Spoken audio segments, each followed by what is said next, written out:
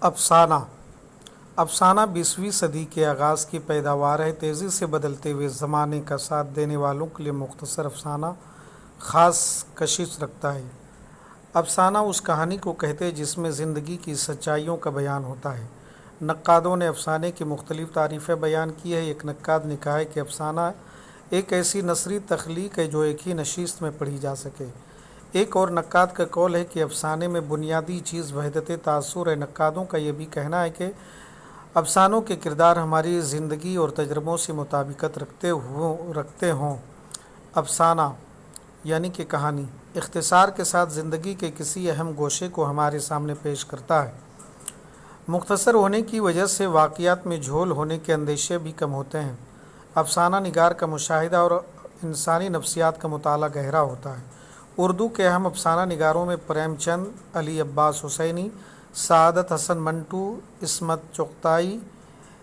چغتائی، راجندر سنگھ بیدی، کرشن چندر، غلام عباس، قرۃ العین حیدر اور انتظار حسین کے نام لیے جا سکتے ہیں۔ ان کے بعد نئے افسانہ نگاروں کی ایک بڑی تعداد بھی ہمارے سامنے آ چکی ہے۔ اردو کی ادبی اصناف میں افسانے کا مرتبہ بہت بلند ہے۔ بہت سے اردو افسانے دنیا کے مختلف زبانوں میں ترجمے کیے جا چکے ہیں۔ اب آتے ہیں اس میں پڑھتے ہیں منشی پریم چند کو، جن کی پیدائش 1880 میں ہوئی تھی اور ان کا انتقال جو ہے کہ 1936 میں ہوا۔ منشی پریم چند کا اصلی نام دھنپت رائے تھا۔ وہ بنارس کے ایک چھوٹے سے گاؤں میں پیدا ہوئے۔ ان کے والد ڈاک خانے میں ملازم تھے۔ ابتدائی تعلیم گاؤں میں ہوئی۔ اردو اور فارسی کی ابتدائی تعلیم کے بعد انٹرنس کا امتحان پاس کیا۔ پرائمری اسکول میں ٹیچر ہو گئے۔ تعلیم کا سلسلہ جاری رکھا اور BA کی ڈگری حاصل کی۔ پریم چند کو طالب علمی کے زمانے سے ہی مضامین لکھنے کا شوق تھا۔ اسرار معابد کے نام سے ان کا پہلا ناول بنارس کے ایک رسالے میں شائع ہونا شروع ہوا۔ تو دوستو آپ کو یہاں پہ ایک چیزیں یاد رکھنی ہے کہ ان کا سب سے پہلا ناول کا نام ہے اسرار معابد۔ بعد میں وہ رسالہ زمانہ کے لیے پابندی سے مضامین اور افسانے لکھنے لگے۔ یعنی کہ ایک رسالہ نکلتا تھا زمانہ، اس میں یہ پابندی کے ساتھ مضامین اور افسانے لکھنے لگے۔ 1908 میں ان کی کہانیوں کا پہلا مجموعہ سوز وطن کے نام سے شائع ہوا، جسے حکومت نے ضبط کر لیا۔ میں چاہ رہا ہوں کہ یہاں پہ آپ لوگوں کے سامنے ٹیک بھی کرتا چلوں۔ ایک ناول کا نام ہے، پہلا جو ناول ہے اس کا نام ہے اسرار معابد، یہ ہے، اور سوز وطن ایک یہ یاد رکھنا ہے، اور زمانہ ایک رسالہ جو ہے کہ یہ یاد رکھنا ہے۔ ان کی کہانی 1908 میں ان کی کہانیوں کا پہلا مجموعہ سوز وطن کے نام سے شائع ہوا۔ 1908 یہ بھی یاد رکھنا ہے۔ اب وہ پریم چند کے قلمی نام سے لکھنے لگے، یعنی کہ جب وہ جو ہے سوز وطن کے نام سے شائع ہوا جسے حکومت نے ضبط کر لیا، اب وہ پریم چند کے قلمی نام سے لکھنے لگے۔ ملک میں آزادی کی تحریکیں پھیل رہی تھی۔ پریم چند بھی گاندھی جی کی شخصیت سے متاثر ہوئے۔ 1921 میں سرکاری ملازمت سے استعفیٰ دے دیا، یہ بھی یاد رکھنا ہے۔ 1921 میں اس کو 1921 کو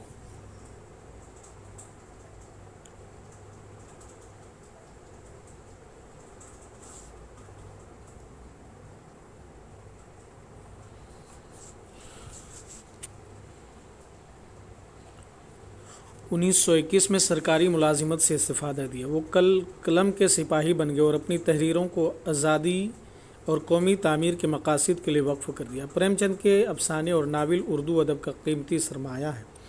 انہوں نے ادب کو مقامی زندگی، خاص طور پر دیہاتوں کے مسائل کا ترجمان بنا دیا۔ پریم چند کی حقیقت نگاری زندگی کے تجربات، مشاہدات کا نتیجہ ہے۔ اسی خصوصیت نے انہیں اپنے ہم عصروں سے ممتاز کر دیا۔ ان کے افسانے قومی، سیاسی اور سماجی رجحانات کے آئینے دار ہیں۔ پریم چند نے ناول اور افسانے کے علاوہ ڈرامے اور مضامین بھی لکھے۔ ان کے افسانوں کے نمائندے مجموعے اب آپ کو یہ تمام جو ہے کہ افسانے مجموعے یاد رکھنے ہیں، یہاں سے لے کر کے یہاں تک۔ ان کے افسانوں کے نمائندے مجموعے پریم پچیسی، پریم چالیسا، زادیرا، آخری تحفہ اور واردات ہیں۔ ناولوں میں بیوہ، بازار حسن، گوشہ عافیت، میدان عمل، چوگان ہستی اور گودان بہت مشہور ہیں۔ تو یہ پریم چند کی کچھ باتیں ہو گئی۔ تو ان میں ایک ان کا افسانہ ہے گلی ڈنڈا۔ آئیے اب ہم اس کے اوپر بات کرتے ہیں، اور یہ چیزیں تو یاد رکھنی ہی ہے کہ ان کی پیدائش جو ہے کہ 1880 میں ہوئی تھی اور وفات جو ہے کہ 1936 میں ہوا تھا۔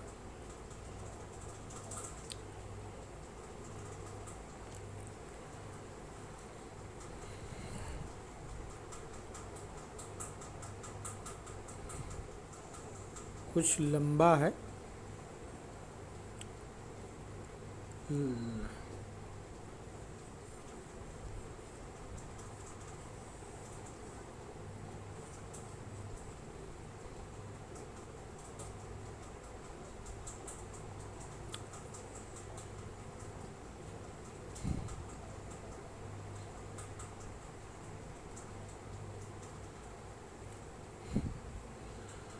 گلی ڈنڈا ہے نا، گلی ڈنڈا۔ ہمارے انگریزی خاں دوست چاہے مانے یا نہ مانے، میں تو یہی کہوں گا کہ گلی ڈنڈا سب کھیلوں کا راجا ہے۔ اب بھی جب کبھی لڑکوں کو گلی ڈنڈا کھیلتے دیکھتا ہوں تو جی لوٹ پوٹ ہو جاتا ہے کہ ان کے ساتھ جا کر کھیلنے لگوں۔ نالان یعنی کہ میدان کی ضرورت ہے، نہ شنگارڈ نٹ کی نہ بلے کی۔ مزے سے کسی درخت کی ایک شاخ کاٹ لی، گلی بنائی اور 2 آدمی بھی آ گئے تو کھیل شروع ہو گیا۔ ولایتی کھیلوں میں سب سے بڑا عیب یہ ہے کہ ان کے سامان مہنگے ہوتے ہیں۔ جب تک کم از کم 1 روپیہ خرچ نہ کیجیے کھلاڑیوں میں شمار نہیں ہو سکتا۔ یہاں گلی ڈنڈا ہے بغیر ہینگ فٹکری کے لگے رنگ چکھا دیتا ہے، لیکن ہم انگریزی کھیلوں پر ایسے دیوانے ہو رہے ہیں کہ اپنی سب چیزوں سے ہمیں نفرت سی ہو گئی ہے۔ ہمارے اسکولوں میں ہر ایک لڑکے سے 3-4 روپے سالانہ صرف کھیل کی فیس لی جاتی ہے، اور ابھی بھی لی جاتی ہے اسکولوں میں۔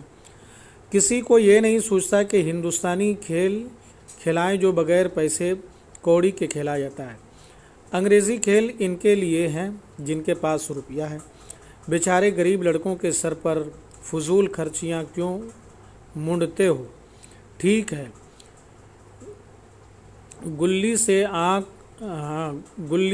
آنکھ پھوٹ جانے کا اندیشہ رہتا ہے تو کیا کرکٹ سے سر پھٹ جانے کا، تلی پھٹ جانے کا، ٹانگ ٹوٹ جانے کا خدشہ نہیں رہتا؟ اگر ہمارے ماتھے پر گلی لگ جانے کا داغ آج تک لگا ہوا ہے تو ہمارے کئی دوست ایسے بھی ہیں جو بلے سے گھائل ہونے کا سرٹیفکیٹ بھی رکھتے ہیں۔ خیر یہ تو اپنی اپنی پسند ہے، اور بچپن کی یادوں میں گلی ڈنڈا ہی سب سے شیریں یاد ہے۔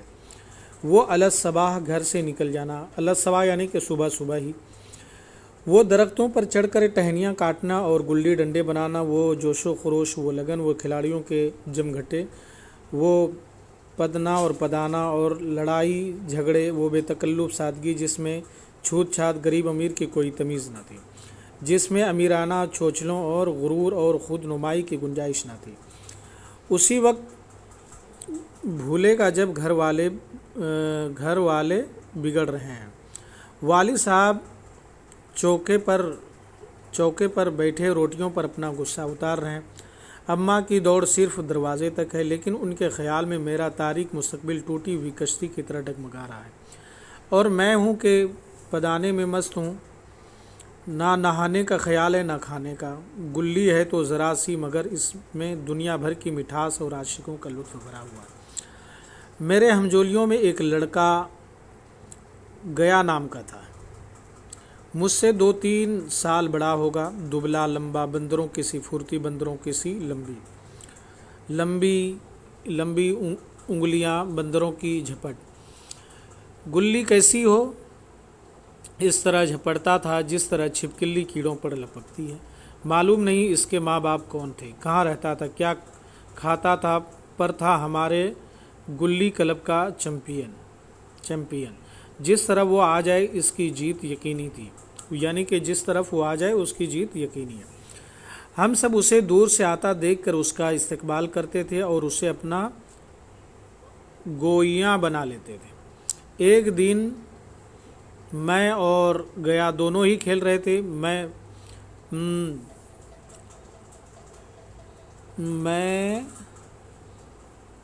पद रहा था, वो पदा रहा था। ओके, मैं पद रहा था और वो पदा रहा था। लेकिन अजीब बात यह है कि पदाने में हम दिन भर मस्त रह सकते हैं, पदना एक मिनट भी सहा नहीं जाता। मैंने गला छुड़ाने के लिए वो सब चालें चली जो ऐसे मौके पर खिलाफ कानून होते हुए भी काबिल माफ़ी है। लेकिन गया अपने दांव के लिए बगैर पीछा ना छोड़ता। मैं घर की तरफ भागा। मन्नत, समाजत और खुशामद का कोई असर ना हुआ। गया ने मुझे दौड़ कर पकड़ लिया और डंडा तान कर बोला, मेरा दांव देकर जाओ। पदाया तो बड़ा बहादुर बनकर पदने के वक्त कहाँ भागते हो? तुम फिर पदाओ तो मैं दिन भर पदता रहूँगा। काफ़ी खूबसूरत है। हाँ, तुम्हें दिन भर पदना पड़ेगा, खाने जाऊँ ना पीने। हाँ, मेरा दांव दिए बगैर कहीं नहीं जा सकते। मैं तुम्हारा गुलाम हूँ। हाँ, तुम मेरे गुलाम हो। मैं घर जाता हूँ, देखो तुम मेरा क्या कर लोगे। घर जाओ, कैसे दिल लगी है, दांव दिया है, दांव लेंगे। अच्छा, कल मैंने तुम्हें अमरूद खिलाया था, वो रख दो। वो तो पेट में चला गया। निकालो पेट से, तुमने क्यों खाया मेरा अमरूद? अमरूद तुमने दिया था, मैंने खाया। मैं तुमसे मांगने गया था? जब तक मेरा अमरूद ना दोगे मैं दांव ना दूंगा। मैं समझता था इंसाफ मेरी तरफ है। आखिर मैंने किसी गरज की वजह से ही अमरूद खिलाया होगा। कौन किसी के साथ बेगरजाना सलूक करता है? भीख तक तो गरज ही के लिए देते हैं। जब गया ने मेरा अमरूद खाया तो फिर उसे मुझसे दांव लेने का क्या हक हासिल है? रिश्वत देकर तो लोग खून छिपा जाते हैं। वो मेरा अमरूद यूं ही हजम कर जाएगा। अमरूद पैसे के 5 वाले थे जो गया के बाप को भी नसीब ना होंगे। ये सरासर बेइंसाफ़ी थी। गया ने मुझे अपनी तरफ खींचते हुए कहा, मेरा दांव देकर जाओ। मैं समरूद कुछ नहीं जानता। मुझे इंसाफ का जोर था। हाथ छुड़ाकर भागना चाहता था। वो मुझे जाने ना देता था। मैंने गाली दी। उसने उससे भी सख्त गाली दी और गाली ही नहीं, एक डंडा भी जमा दिया। मैं रोने लगा। गया मेरे इस हथियार का मुकाबला ना कर सका, भागा। मैंने फ़ौरन आंसू पोंछ डाले, डंडे की चोट भूल गया और हंसता हुआ घर पहुंचा। मैं थानेदार का लड़का एक लोंडे के हाथों पिट गया। मुझे उस वक्त भी बेइज्जती का बाइस मालूम हुआ, लेकिन घर में किसी से शिकायत न की। उन्हीं दिनों वालिद साहब का वहाँ से तबादला हो गया। नई दुनिया देखने की खुशी में ऐसा फूला कि अपने हमजोलियों से जुदा होने का बिल्कुल अफसोस ना हुआ। वालिद साहब अफसोस करते थे, ये बड़ी आमदनी की जगह थी। अम्मा भी अफसोस करती थी, यहाँ सब चीज़ें सस्ती थी और महल्ले की औरतों से लगाव सा हो गया था। लेकिन मैं मारे खुशी के फूला ना समाता था। लड़कों से शेखी बघार रहा था। वहाँ ऐसे घर थोड़े ही होते हैं। वहाँ के अंग्रेज़ी स्कूल में कोई मास्टर अगर लड़कों को पीटते तो उम्र कैद हो जाए। मेरे दोस्तों की हैरत से फटी आंखें और मुताज्जिब चेहरे साफ बतला रहे थे कि मैं उनकी निगाहों में कितना ऊंचा उठ गया हूँ। बच्चों में झूठ को सच बना लेने की वो ताकत होती है जिसे हम जो सच को झूठा बना देते हैं नहीं समझ सकते। दोस्त कह रहे थे, तुम खुशकिस्मत हो भाई, हमें तो इसी गांव में जीना भी है और मरना भी है। 20 साल गुजर गए। मैंने इंजीनियरिंग पास की और किसी ज़िले का दौरा करते हुए इसी कस्बे में पहुंचा और डाक बंगले में ठहरा। उस जगह को देखते हैं बचपन की इस कदर दिलकश और शीरीं याद ताज़ा हो उठी कि मैंने छड़ी उठाई और कस्बे की सैर को निकला। आंखें किसी प्यारे मुसाफिर की तरह बचपन की उन मकामात को देखने के लिए बेताब थी जिनके साथ कितनी ही यादगारें वाबस्ता थी। लेकिन उस मानूस नाम के अलावा वहाँ कोई शनासा नहीं मिला। जहाँ खंडर था वहाँ पक्के मकानात खड़े थे। जहाँ बरगद का एक पुराना दरख्त था वहाँ अब एक खूबसूरत बागीचा था। उस जगह की काया पलट हो गई थी। अगर उसके नामो निशान का इल्म ना होता तो मैं उसे पहचान भी ना सकता था। وہ پرانی یادگاریں باہیں پھیلا پھیلا کر اپنے پرانے دوستوں کے گلے لپٹنے کے لیے بےقرار ہو رہی تھی، مگر وہ دنیا بدل گئی تھی۔ جی چاہتا تھا کہ اس زمین سے لپٹ کر روؤں اور کہوں کہ تم مجھے بھول گئیں، لیکن میرے دل میں تمہاری یاد تازہ ہے۔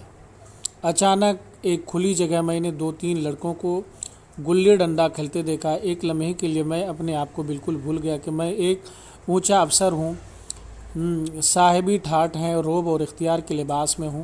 جا کر ایک لڑکے سے پوچھا، کیوں بیٹے یہاں کوئی گیا نام کا آدمی رہتا ہے؟ ایک لڑکے نے گلی ڈنڈا سمیٹ کر سہمے ہوئے لہجے میں کہا، ہاں ہے تو۔ لڑکا دوڑا ہوا گیا اور جلد ایک 5 ہاتھ کے کالے دیو کو ساتھ لے آتا ہوا دکھائی دیا۔ میں نے دور سے ہی پہچان لیا، اس کی طرف لپکنا چاہتا تھا کہ اس کے گلے سے لپٹ جاؤں، مگر کچھ سوچ کر رہ گیا۔ بولا، کہو کیا مجھے پہچانتے ہو؟ گیا نے جھک کر سلام کیا، ہاں مالک، بھلا پہچانوں گا کیوں نہیں، آپ مزے میں رہیں۔ بہت مزے میں، تم اپنی کہو۔ ڈپٹی صاحب کا سائس ہوں، ماتا دین درگا دونوں ڈاکیے ہو گئے ہیں، اور آپ؟ میں ضلع کا انجینئر ہوں۔ سرکار تو پہلے ہی بڑے ذہین تھے، اب بھی گلی ڈنڈا کھیلتے ہو؟ میں نے گیا کی طرف سوال کی آنکھوں سے دیکھا۔ گلی ڈنڈا کیا کھیلوں گا سرکار، اب تو پیٹ کے دھندے ہی سے چھٹی نہیں ملتی۔ آؤ آج ہم تم کھیلیں، تم پدانا ہم پدیں گے، تمہارا ایک داؤں ہمارے اوپر ہے، وہ آج لے لو۔ گیا بڑی مشکل سے راضی ہوا۔ وہ ٹھہرا ٹکے کا مزدور، میں ایک بڑا افسر، میرا اور اس کا کیا جوڑ؟ بیچارہ چھینپ رہا تھا، لیکن مجھے بھی کچھ کم چھینپ نہ تھی، اس لیے نہیں کہ میں گیا کے ساتھ کھیلنے جا رہا تھا، بلکہ لوگ اس کھیل کو عجوبہ سمجھ کر اس کا تماشا بنا لیں گے اور اچھی خاصی بھیڑ لگ جائے گی۔ اس بھیڑ میں وہ لطف کہاں رہے گا؟ لیکن کھیلے بغیر تو رہا نہیں جاتا۔ آخر فیصلہ ہوا، دونوں بستی سے دور تنہائی میں جا کر کھیلیں گے، وہاں کون دیکھنے والا بیٹھے گا، مزے سے کھیلیں گے اور بچپن کی مٹھائی کو خوب مزے لے کر کے کھائیں گے۔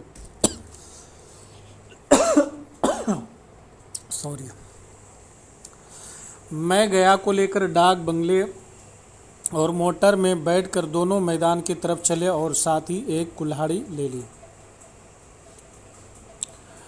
میں متانس کے ساتھ یہ سب کچھ کر رہا تھا، مگر کیا ابھی تک مذاق سمجھ رہا تھا۔ اس کے چہرے پر خوشی اور ولولے کا کوئی نشان نہیں تھا۔ شاید ہم دونوں میں جو فرق ہو گیا تو وہ اسے سوچنے میں ہوتا۔ میں نے پوچھا، تمہیں بھی ہماری یاد آتی تھی؟ سچ کہنا۔ گیا جھیپتا ہوا بولا، میں آپ کو یاد کر کے کیا کرتا حضور، کس لائق ہوں، قسمت میں کچھ دن آپ کے ساتھ کھیلنا لکھا تھا، نہیں تو میری کیا گنتی۔ وہ ڈنڈا جو تان کر جمایا تھا یاد ہے نا؟ گیا نے شرماتے ہوئے کہا، وہ لڑکپن تھا سرکار، اس کی یاد نہ دلاؤ۔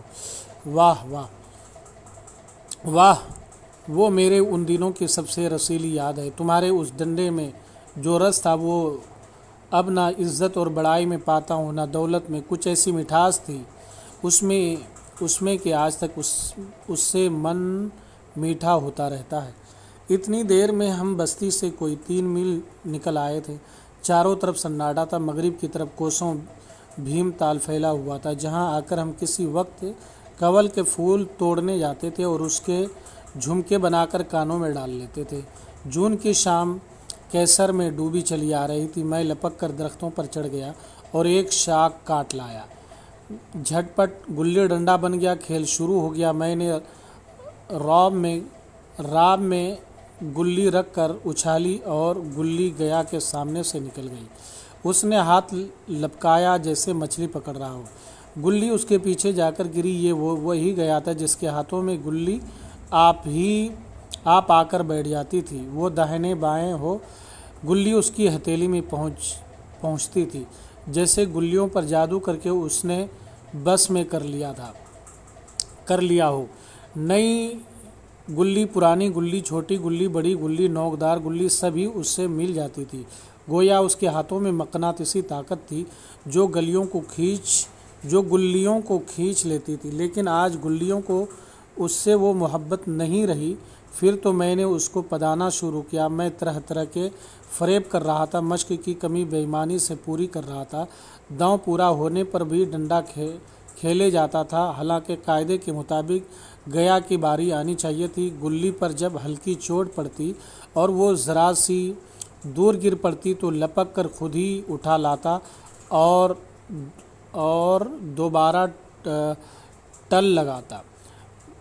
گیا یہ ساری بے قاعدگیاں دیکھ رہا تھا اور کچھ نہ بولتا تھا، گویا اسے تمام قاعدے قوانین بھول گئے ہوں۔ اس کا نشانہ کتنا بے خطا تھا۔ گلی اس سے نکل کر ٹن سے ڈنڈے پر آ کر لگتی تھی، اس کے ہاتھ سے چھوٹ کر اس کا کام تھا ڈنڈے سے ٹکرا جانا، لیکن آج وہ گلی ڈنڈے سے لگتی ہی نہیں ہے۔